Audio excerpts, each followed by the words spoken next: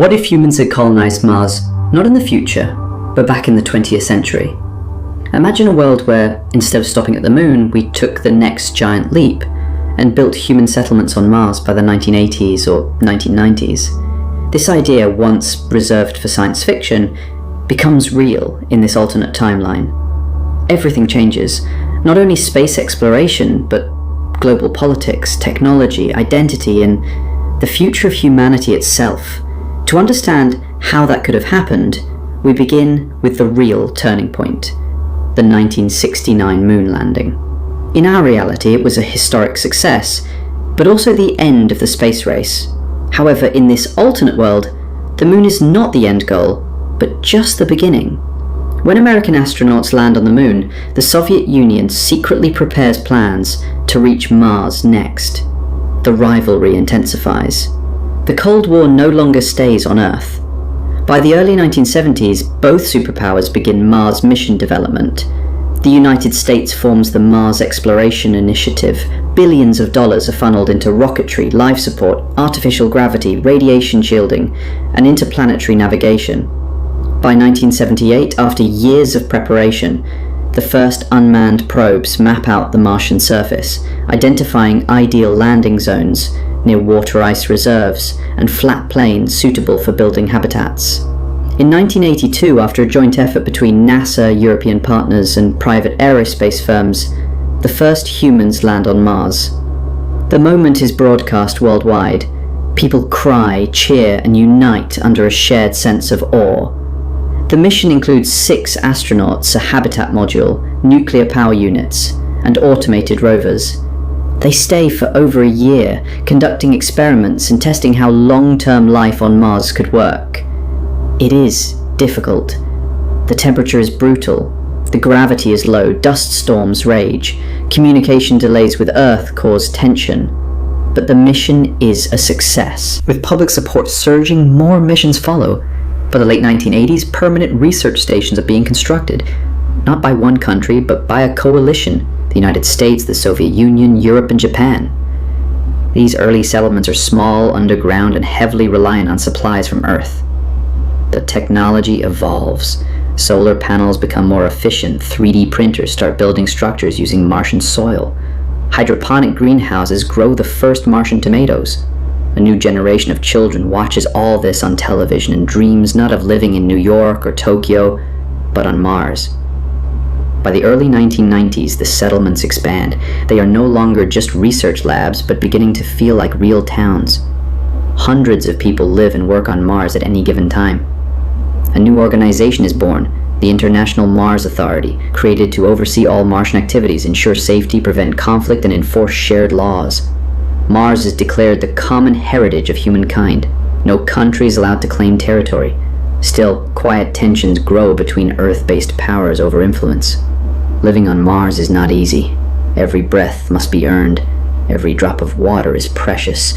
The gravity is only 38% of Earth's. Human bones and muscles begin to adapt. Children born on Mars grow taller. Their bodies evolve differently. A unique Martian identity slowly begins to form. These are people who think differently, live differently, and feel disconnected from Earth politics. They value cooperation, technology, and sustainability.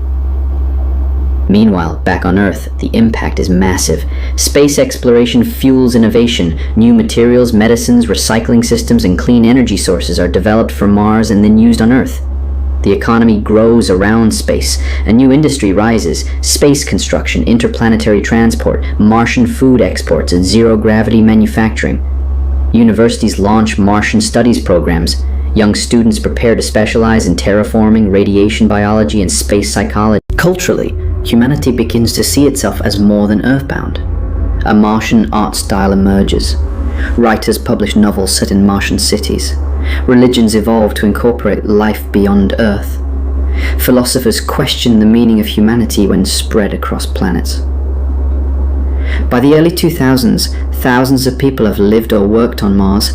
AI and robotics help manage the settlements. Martian-born humans are now teenagers. They speak multiple languages, learn through virtual systems, and have never walked under an open blue sky. For them, Mars is not a mission, it's home. and they begin to ask, why should Earth control us? Debates over Martian autonomy heat up. Earth governments try to maintain control, but the Martian settlers demand more self-rule. They have built their society with sacrifice and resilience. Slowly, compromises are made. A Martian council is established. Martians vote for their own representatives. Earth grants them semi-autonomous status. This is not a revolution of violence, but of identity.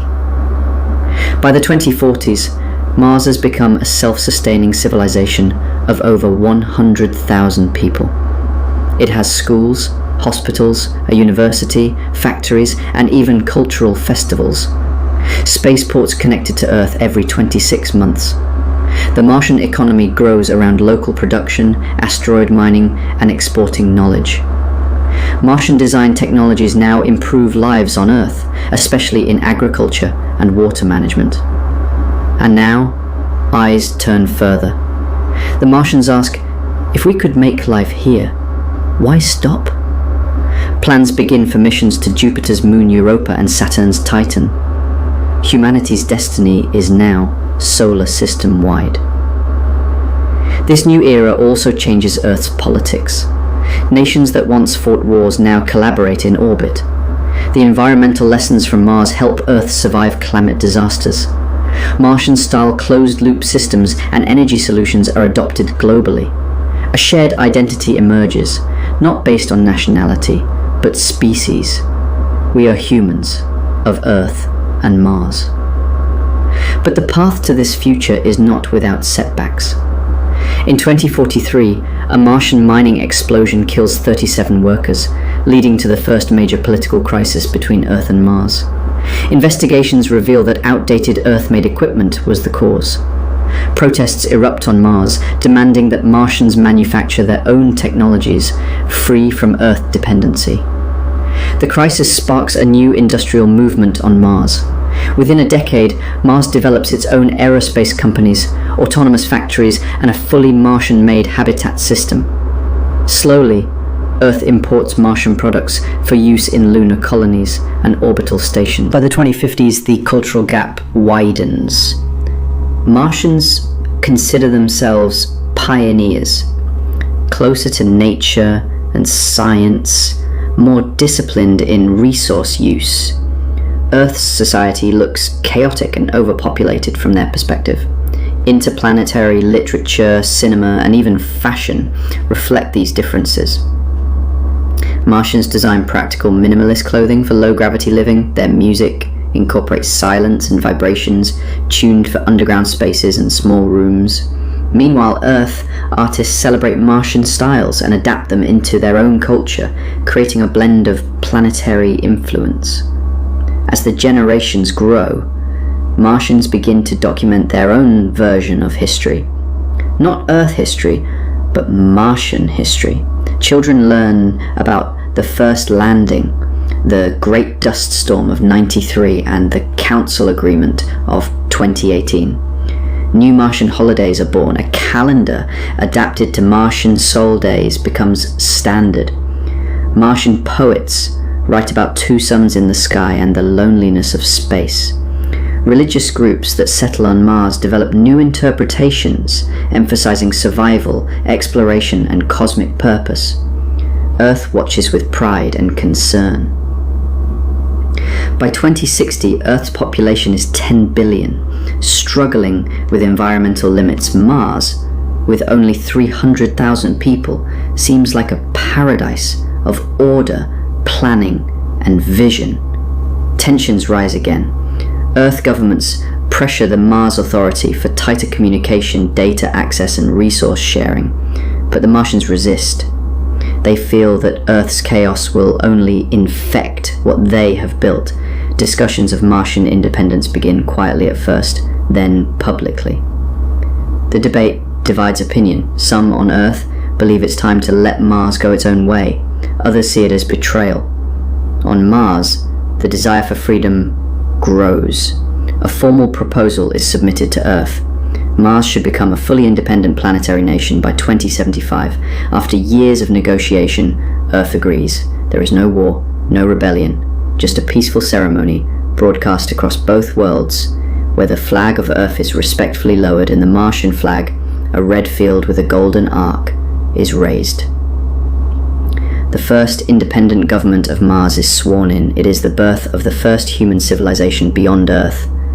And with that, humanity changes forever. We are no longer a one-planet species. The future now stretches beyond the red horizon. In classrooms, Martian children study their own heroes, leaders, scientists, and dreamers. In Earth universities, students look toward Mars with wonder, and with the hope that what was done there could also inspire progress here. In the end, this alternate path reminds us that history is shaped not only by events, but by choices. What if we had chosen Mars earlier? What if we had looked to the stars, not just with curiosity, but with courage? Maybe one day,